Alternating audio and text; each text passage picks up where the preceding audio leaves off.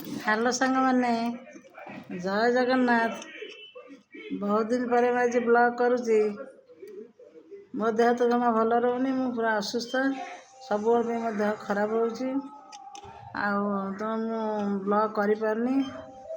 ଆଜି ବ୍ଲଗ୍ କରୁଛି। ଆଜି ହେଉଛି ପଖାଳ ଦିବସ, କିନ୍ତୁ ଆମର ଆଜି ପଖାଳ ହେଇନି, କାରଣ ଆଜି ଭଲ ବାରି ନଥିଲା। ଗୁରୁବାର ଆଜି ଆଇଁଷ ଫାଇଁଷ ହେଇପାରିବନି, ସେ ଲାଗି ଆଜି ପଖାଳ ହେଲାନି। ମାର୍ଚ୍ଚ 20 ତାରିଖ ଆଜି। ଆମେ ପଖାଳ ଦିବସଟାକୁ ମିସ୍ କରିଦେଲୁ ଆଉ।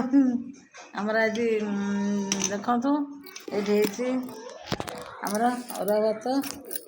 ଏଇ ଅରୁଆ ଭାତ ହେଇଛି, ଖଟା, ବିଲାତି ଖଟା, ନଡ଼ିଆ ପଡ଼ିକିରି ମୁଁ ସବୁ କରିଛି ନିଜେ ହାତରେ। ଏଠି ଦେଖନ୍ତୁ, ଲେଉଟିଆ ଶାଗ ଭଜା, ଇଏ ବି ନଡ଼ିଆ ପଡ଼ିକି ଭଜା ହେଇଛି। ଏଠି ହେଇଛି ମୁଗ ଯାଇ ଡାଲମା, ପୁରା ବାଡ଼ିଆ ଡାଲମା।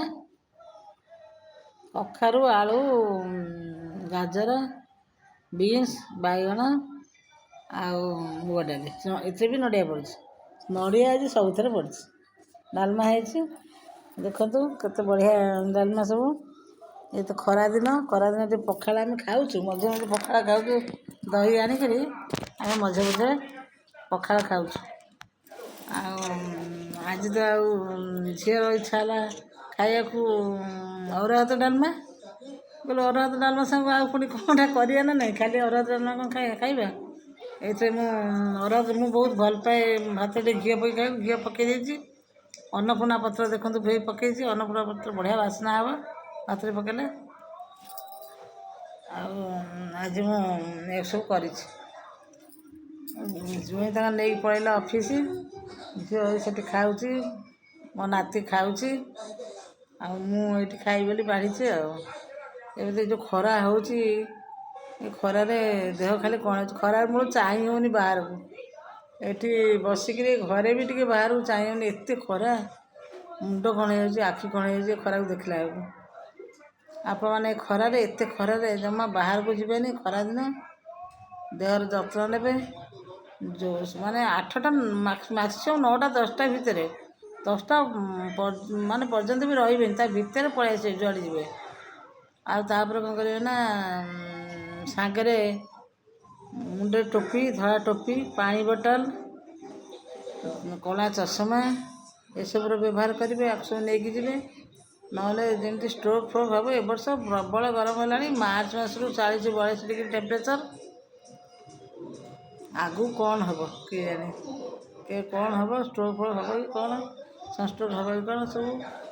ଆଉ ଏ ଯେଉଁ ଗାଈ ଗୋରୁ, ଛେଳି ମେଣ୍ଢା ଏସବୁ ଆସି ଚରନ୍ତି, କେହି ଟିକେ ବି ଦେଖାହେଉନାହାନ୍ତି। ଏତେ ଖରା। କେଉଁଠି ଗଛ ମୂଳେ ଶୋଇଥିବେ, କ'ଣ କରିଥିବେ, ତାଙ୍କର ତ କେହି ବାପା ମା' ନାହାନ୍ତି।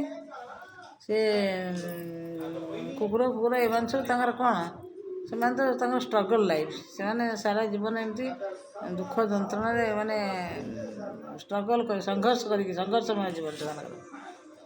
ସେ କେଉଁଠି ଗଛ ମୂଳେ, କେଉଁଠି ଛାଇ ତଳେ, କେଉଁଠି ଆଶ୍ରୟ ନେଇଥିବେ। ଲୋକମାନେ ତ ଗଛ ସବୁ କାଟି ପକାଉଛନ୍ତି। ଆଉ ସେ ଲାଗି ଦିନ ଦିନ ତାପମାତ୍ରା ବଢ଼ି ବଢ଼ି ଚାଲିଛି। ଖାଲି ଚାରିଆଡ଼େ କୋଠା କୋଠା କୋଠା, ଖାଲି ଚାରିଆଡ଼େ କୋଠା, ପକ୍କା ରାସ୍ତା, ଗଛ ସବୁ। ଆଜି ଯେଉଁଠି ଦେଖିବେ ଜଙ୍ଗଲ ଅଛି, ଆର ବର୍ଷ ଦେଖିଲା ବେଳକୁ ସେଠି ସେଟା ଫାଙ୍କା ହେଇଯାଇଥିବ, ସବୁ ଗଛ କଟା ହେଇଯାଇଥିବ।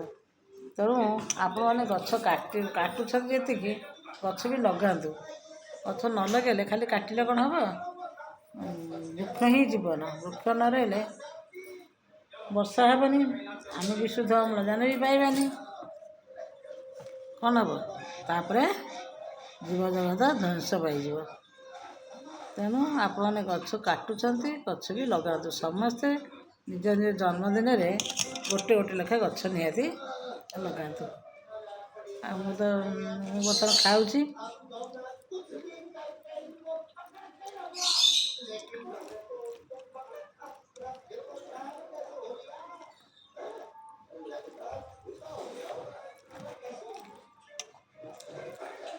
ଅରୁଆ ଭାତ ଡାଲମା, ଶାଗ ଭଜା,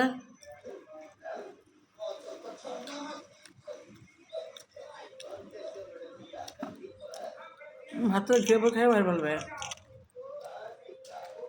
ଆଜି ବିଲାତି ଖଟା,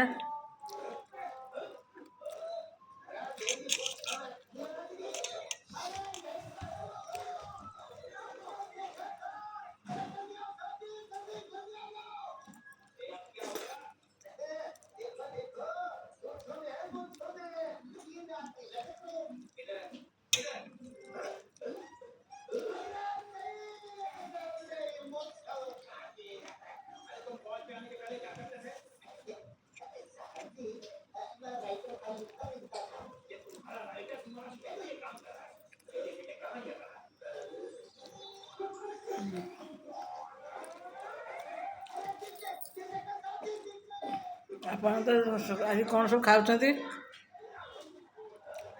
କମେଣ୍ଟରେ ଲେଖିବେ। ବହୁତ ଲୋକ ପଖାଳ ଆଜି ଖାଉଥିବେ କାହିଁକିନା ପଖାଳ ଦିବସ। ଆଉ ମୁଁ ତ ସକାଳୁ ଫଳ ଖାଇଥିଲି। ସେ ଝିଅ ଫଳ ଆଣିଛି ଦେଖନ୍ତୁ ମୋ ପାଇଁ ପିଜୁଳି, ଅରେଞ୍ଜ, ଆପଲ୍ ସବୁ ମୋ ପାଇଁ ଆସିଛି। ମୁଁ ତାକୁ ସେଇଠୁ ସକାଳୁ ଟିକେ ଖାଇଥିଲି। ଅଙ୍ଗୁର ବି ଆସିଛି, କଳା ଅଙ୍ଗୁର ସେ ସବୁ ଖାଇଥିଲି। ଏଇ ଯେଉଁ ଖଟା କରିଛି, ଖଟାରେ କ'ଣ କରିଛି ନା ଟିକେ ଖଜୁରୀ କୋଳି ପକେଇଛି।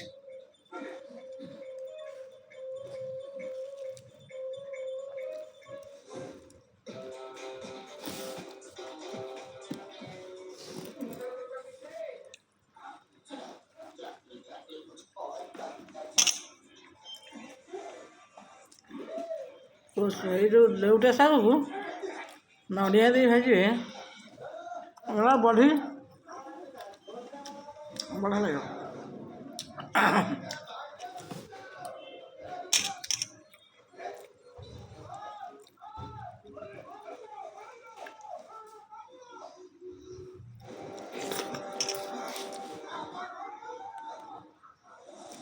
କଖାରୁଟା ଆସିଥିଲା ଗୁଆମାଳ କଖାରୁ, ବହୁତ ମିଠା, ବଢ଼ିଆ କଖାରୁ।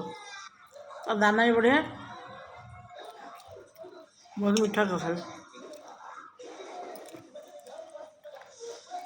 ଖଟାଟା ସବୁଠୁ ବଢ଼ିଆ ହେଇଛି, ବହୁତ ବଢ଼ିଆ ହେଇଛି ଖଟା।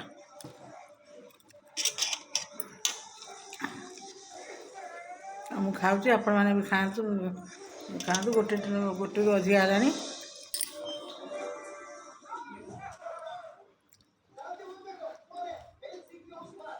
ଆଉ ସବୁ କେମିତି, ଆପଣମାନେ କେମିତି ଅଛନ୍ତି? ଭଲ ଅଛନ୍ତି ନା ନାହିଁ, କେମିତି ଅଛନ୍ତି? ସବୁ ଟିକେ କମେଣ୍ଟ କରନ୍ତୁ, ସବସ୍କ୍ରାଇବ୍ ଟିକେ କରନ୍ତୁ, ଚ୍ୟାନେଲଟାକୁ ବଢ଼ିବାକୁ ଦିଅନ୍ତୁ ଟିକେ।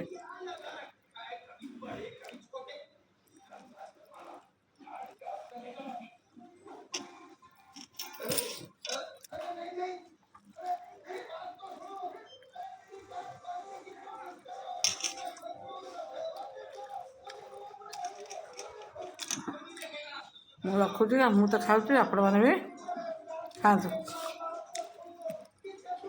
ଧନ୍ୟବାଦ।